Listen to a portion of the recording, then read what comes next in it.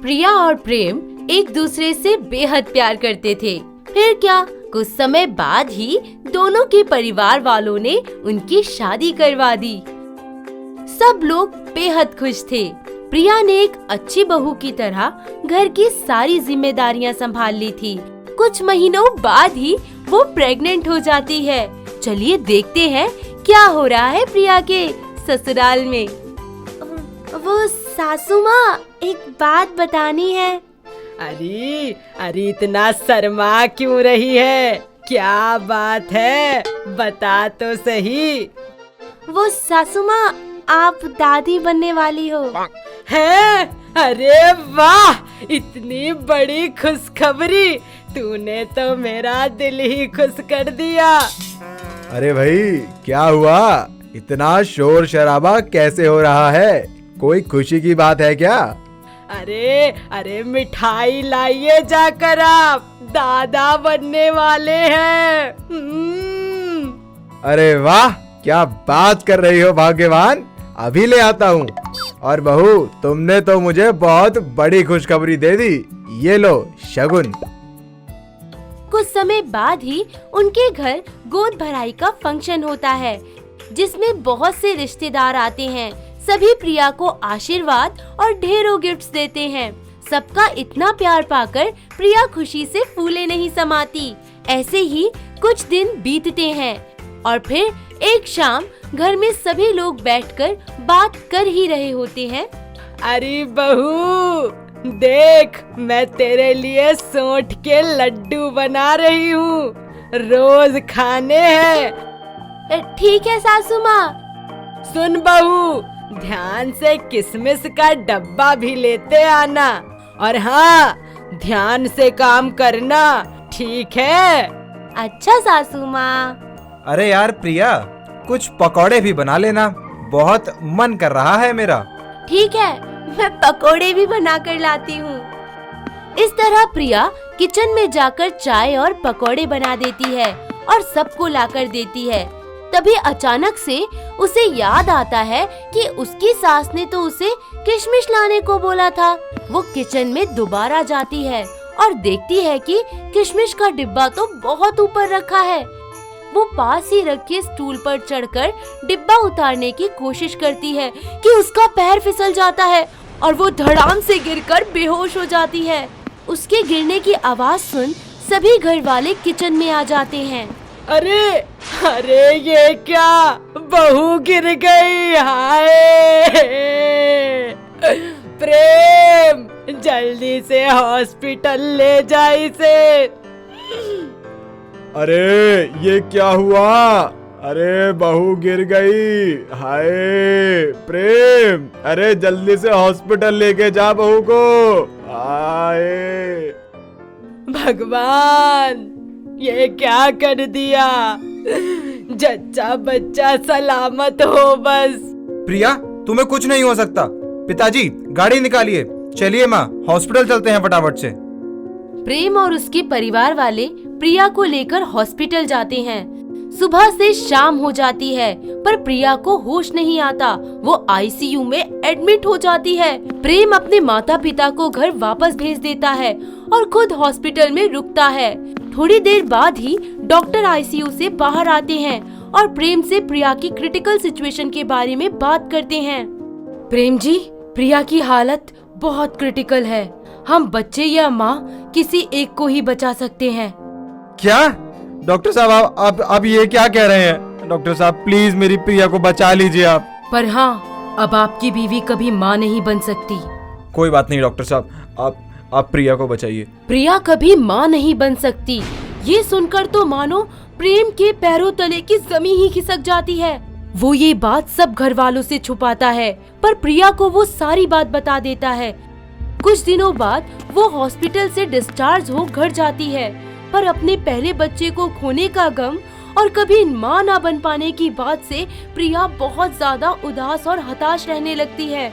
ऐसे ही साल बीतते जाते हैं। उसकी सास उसे गुमसुम देख पूछती है, अरे बहू, 2 साल हो गए हैं और तू अब भी वही गम लिए बैठी है।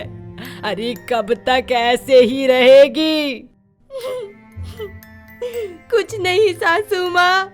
सब समझती हूँ मैं बहू, मिसकैरेज हो जाते हैं बहू, पर तू हिम्मत मत हार, एक बार और कोशिश कर। ये ले, अब की सब अच्छा होगा। बाबा जी की कृपा से तुझे एक सुंदर सा लड़का होगा। क्या क्या सच में ऐसा हो सकता है माँ जी? अरे बहू, बाबा जी की कृपा से क्या नहीं हो सकता। कितनों की गोद भरी है उनकी कृपा से। कल तुझे ले चलूंगी बंगाली बाबा के पास। सच में माँ जी ऐसा होगा? मैं फिर से माँ बन पाऊंगी? हाँ, बस तू ये ताबीज बांध ले और फिर हम चलेंगे बाबा जी के पास। माँ, ये कैसी अंधविश्वास की बातें करती हो? किसी पाखंडी के पास नहीं जाएगा कोई, समझे? हाँ तो क्या हम परेशान नहीं है? इसने अपना बच्चा खोया है तो मैंने भी तो अपना पोता या पोती खोई है। अरे अब तो मुझे पोता चाहिए ही चाहिए। मैं हाथ जोड़ता हूँ माँ आपके आगे, बस कीजिए। इस तरह प्रेम अपनी माँ की बातें सुनकर बेहद परेशान हो जाता है। ऊपर से प्रिया का दुख उससे अब देखा नहीं जाता और वो बड़े बड़े डॉक्टर्स हॉस्पिटल में जाकर अपनी बीवी के दोबारा माँ बनने के बारे में सलाह लेने लगता है।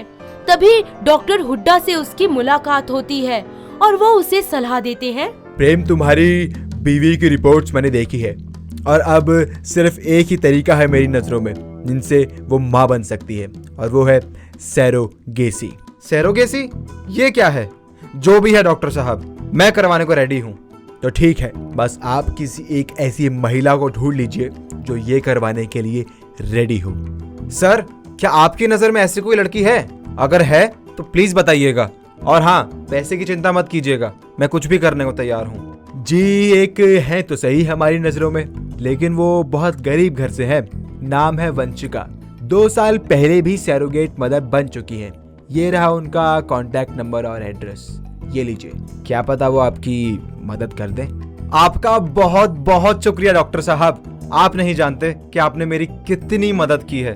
प्रेम को जैसे ही सैरोगेसी के बारे में पता चलता है, वो इसके बारे में अपनी पत्नी प्रिया को बताता है।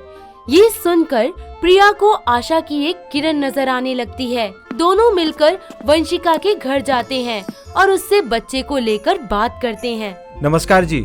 जी, वो वंशिका जी से मिलना था। डॉक्टर हुड्डा से उनका कांटेक्ट नंबर और एड्रेस मिला था। जी, हम ही वंशिका हैं। डॉक्टर हुड्डा ने हमें बताया था आपके बारे में। वंशिका जी, बहुत उम्मीदों के साथ आपके पास आए हैं हम, प्लीज मना मत कीजिएगा। आप प्लीज मेरी मदद कर दीजिए। मेरी सुनी गोद कब से एक बच्चे के लिए तरस रही है। आपसे बहुत उम्मीदें हैं, मेरी झोली भर दो। आप ऐसे मत कहिए, मैं तैयार हूँ सैरोगेट मदर बनने के लिए। आज से तुम मेरी बहन जैसी सहेली हो। जो तुम कर रही हो ऐसा कौन करता है किसी के लिए। मैं तुम्हारा एहसान कभी नहीं भूलूंगी। इस तरह कुछ महीनों बाद ही वंशिका प्रेम और प्रिया के बच्चे की सूनी गोद भर देती है। कुछ ही दिनों में उसे एक प्यारा सा बेटा हो जाता है। ये लीजिए आपका बेटा, मेरा फर्ज पूरा हुआ, आप इसका ख्याल रखना। माँ तो मैं भी हूँ इसकी, और हाँ, मुझे भी इससे मिलवाते रहना, भूलिएगा मत मुझे। तुम्हारी वजह से मेरा जीवन सफल हो गया, वरना मुझ पर एक बांझ होने का धब्बा लग जाता। मैं मरते दम तक तुम्हारा ये एहसान नहीं भूलूंगी। इस तरह प्रेम और प्रिया का परिवार भी पूरा हो जाता है। उनकी खुशी का तो ठिकाना ही नहीं रहता। दोनों बेहद खुश हो जाते हैं, मानो उनके परिवार में खुशी की तरंग फिर से लौट आई हो।